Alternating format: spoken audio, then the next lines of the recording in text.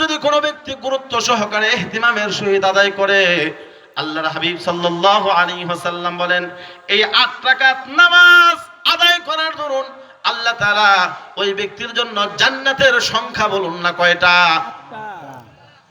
জান্নাতের সংখ্যা কয়টা? 8টা।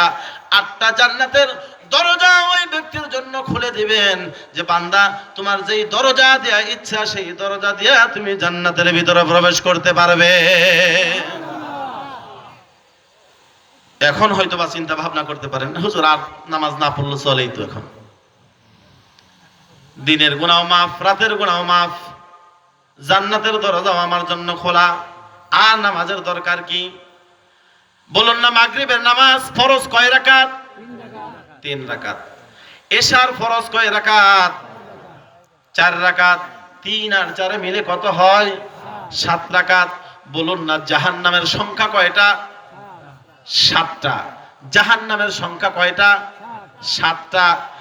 এই 7 রাকাত নামাজ যদি কোনো ব্যক্তি গুরুত্ব সহকারে ইহতিমামের সহিত আদায় করে, মহান আল্লাহ তাআলা ওই ব্যক্তির জন্য ওই দিনের মধ্যে অথবা ওই রাতের মধ্যে যদি তার মৃত্যু হয়, আল্লাহ পাক ওই ব্যক্তির জন্য জাহান্নামের দরজাগুলো বন্ধ করে দিবেন, জান্নাতের দরজাগুলো খুলে দিবেন। দিনের গুনাহ মাফ, রাতের গুনাহ মাফ। বলুন না গুনাহ যদি না থাকে, সওয়াব যদি থাকে, জান্নাতের দরজা খোলা, জাহান্নামের দরজা বন্ধ। বলুন না এই ব্যক্তিটা কোথায় যাবে? জান্নাতে যাবে। আল্লাহর হাবিব সাল্লাল্লাহু আলাইহি ওয়াসাল্লাম বলেন যে এই ব্যক্তির মৃত্যু হলে যেই দরজা দিয়ে হচ্ছে সেই দরজা দিয়ে সেই ব্যক্তি জান্নাতের ভিতরে প্রবেশ করবে। জোরে জোরে বলুন সুবহানাল্লাহ। তাহলে আমাদের এই নামাজের দরকার আছে কিনা? আছে কিনা? দরকার আছে। আমরা কি এই নামাজ আদায় করি? আমরা সকলেই নিয়ত করি পূর্বের যাই কিছু করেছি সমস্ত কিছু আল্লাহ তাআলার কাছে তওবা করে আমরা নামাজের প্রতি ইহতিমাম করার চেষ্টা করি। আল্লাহ পাক আমাদের সকলকেই নামাজি হিসেবে কবুল করুন। সকলে বলে আমিন।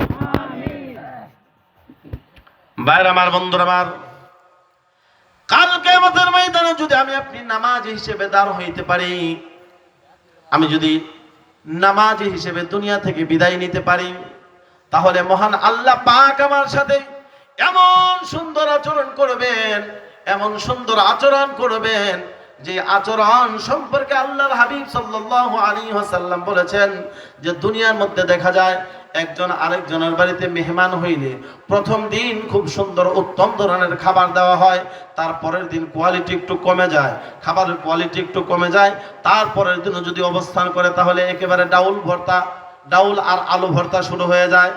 আর তারপরের দিনও যদি থাকে তাহলে মেজবান মেহমানের জন্য চিন্তা ভাবনা করতে থাকে যে মেহমানটা আমার বাড়ি থেকে যায় না কেন, মনে মনে এরকম বলে কিনা। কিন্তু আল্লাহ তাআলা বলবেন, হে বান্দা, তুমি যদি ঈমান এবং আমল যদি তুমি আমার কাছে নিয়ে উপস্থিত হতে পারো, ইন্নাল্লাযীনা আমানু ওয়া আমিলুস সালিহাতি কানাত লাহুম জান্নাতুল ফিরদাউসি নুজুলা। আল্লাহ তাআলা বলেন, নিশ্চয়ই যে ব্যক্তি ঈমান আনয়ন করে এবং ঈমানের পরে নেক আমল করে, আল্লাহ পাক বলেন আমি ওই ব্যক্তিকে জান্নাতের মেহমান হিসেবে কবুল করে নেব। জোরে জোরে বলুন সুবহানাল্লাহ। তাও এমন মেহমান বানিয়ে দিব, খালিদিনা ফিহা আবাদা, চিরকাল আমার জান্নাতের মধ্যে বান্দারা মেহমান হিসেবেই থাকবে, মেহমান হিসেবে থাকবে। জোরে জোরে সুবহানাল্লাহ বলেন। মেহমানদারি কখনোই আল্লাহ তাআলা শেষ করবেন না। দিনের পর দিন আস্তে আস্তে যত কোয়ালিটির খানা আপনি চাবেন সমস্ত কোয়ালিটির খানা আল্লাহ তাআলা আপনাকে খাওয়াবেন। সুবহানাল্লাহ। ভাইরা আমার, বন্ধুরা আমার, এইগুলো ইবাদত। ইবাদতের পরে খেদমতের দরকার আছে কিনা? ইবাদত করে আমরা জান্নাত পাবো বটে, কিন্তু খেদমত করে আল্লাহ পাকের দিদার লাভ করতে চাই কিনা? আল্লাহ পাকের দিদার আমরা এজন্য চাই যে আমরা আজীবন পর্যন্ত, যতদিন পর্যন্ত আল্লাহ পাকের হুকুমগুলো আদায় করতেছি, কোনোদিন কি আল্লাহকে দেখেছি? কোনোদিন দেখেছি ভাই? কোনোদিন দেখি নাই। কিন্তু আল্লাহ তাআলা আমাদেরকে খেদমতের বিনিময়ে আল্লাহ পাক কাল কিয়ামতের ময়দানে আমাদেরকে সমস্ত নূরের পর্দা ভেদ করে আমাদের সাথে সাক্ষাৎ ঘটাই দিবেন। সুবহানাল্লাহ। ভাইরা আমার, বন্ধুরা আমার, আল্লাহ নবী সাল্লাল্লাহু আলাইহি ওয়াসাল্লাম তিনি দুনিয়াতে আসলেন। দুনিয়াতে আসার পূর্বেই মাতৃগর্ভে যখন মাত্র 6 মাস, তখন আল্লাহর হাবিব সাল্লাল্লাহু আলাইহি ওয়াসাল্লামের বাবা দুনিয়া থেকে বিদায় নিলেন, কবরের বাসিন্দা হয়ে গেলেন। আজকে যে কবরের বাসিন্দা, কবরের বাসিন্দাদের রূহের মাগফিরাত কামনায় মাহফিলের আয়োজন করেছেন, আল্লাহ নবী সাল্লাল্লাহু আলাইহি ওয়াসাল্লামের বাবা দুনিয়া থেকে বিদায় নিয়ে কবরের বাসিন্দা হয়ে গেছেন। ভাইরা আমার, বন্ধুরা আমার, আল্লাহর হাবিব সাল্লাল্লাহু আলাইহি ওয়াসাল্লাম দুনিয়াতে আসলেন। আসার পরে চতুর্দিকে খবর হয়ে গেল, চতুর্দিকে খবর হয়ে গেল মা আমেনাকে আল্লাহ তাআলা একটা পুত্র সন্তান দান করেছেন। আল্লাহ তাআলা পবিত্র কালামুল্লাহ শরীফের মধ্যে ইরশাদ করেন, আল মালু ওয়াল বানুনা জিনাতুল হায়াতিদ দুনিয়া। আল্লাহ তাআলা বলেন, দুনিয়ার মাল দৌলত এবং সন্তান সম্পদ, সন্তান সন্ততি, এগুলো আল্লাহ তাআলার পক্ষ থেকে একটা নিয়ামত। অনেকের আছে সম্পদ আছে কিন্তু সন্তান নাই, শান্তি আসেনি?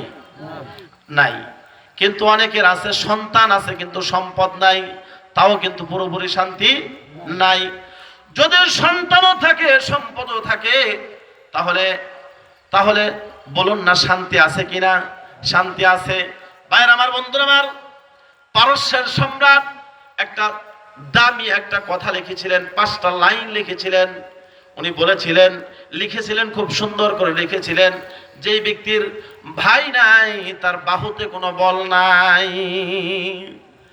যেই ব্যক্তির, যেই যুবকের স্ত্রী নাই, ওই যুবকের শারীরিক কোনো শান্তি নাই, যেই দম্পতির সন্তানাদি নাই তার চোখের কোনো জ্যোতি নাই, যার টাকা পয়সা নাই তার সমাজের মধ্যে কোনো ইজ্জত সম্মান নাই, আর যে ব্যক্তির এই 4টার কোনোটাই নাই তার কোনো চিন্তা ভাবনা টেনশন নাই। ঠিক কিনা বলেন?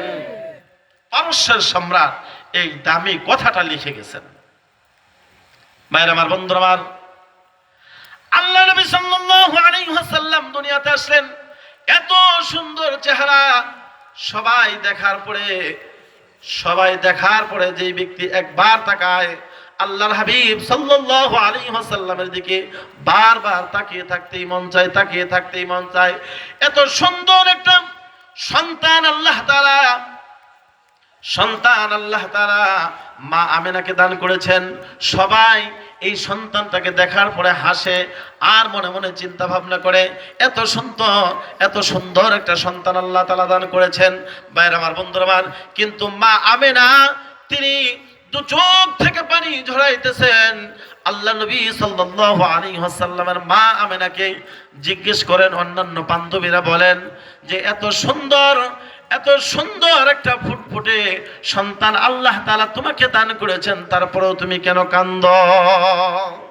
এরপরেও তুমি কেন কান্নাকাটি করো? ভাইরা আমার, বন্ধুরা আমার, উনি বলেন, মা আমেনা বলেন, আমাকে এত সুন্দর একটা ফুটফুটে বাচ্চা আল্লাহ তাআলা দান করেছেন, এজন্যই তো আমি কান্নাকাটি করি।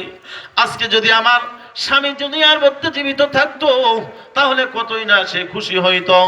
আমার স্বামী দুনিয়াতে নাই, মুহাম্মদ সাল্লাল্লাহু আলাইহি ওয়াসাল্লামের বাবা দুনিয়াতে নাই, এই জন্য আমি কান্নাকাটি করি।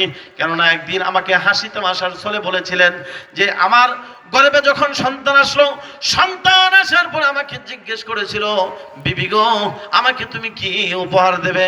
আমি বলেছিলাম, মহান আল্লাহ তাআলা আপনার জন্য যেটা নির্ধারণ করে রেখে দিয়েছেন সেটাই আপনাকে আমি উপহার দেব। জোরে জোরে বলুন সুবহানাল্লাহ। আল্লাহর উপরে তাওয়াক্কুল করা, এটা তাকদীরকে বিশ্বাস করা, আল্লাহর উপরে তাওয়াক্কুল করা, এটা ঈমানের একটা অংশ। ঠিক কিনা বলেন? ভাইরা আমার, বন্ধুরা আমার,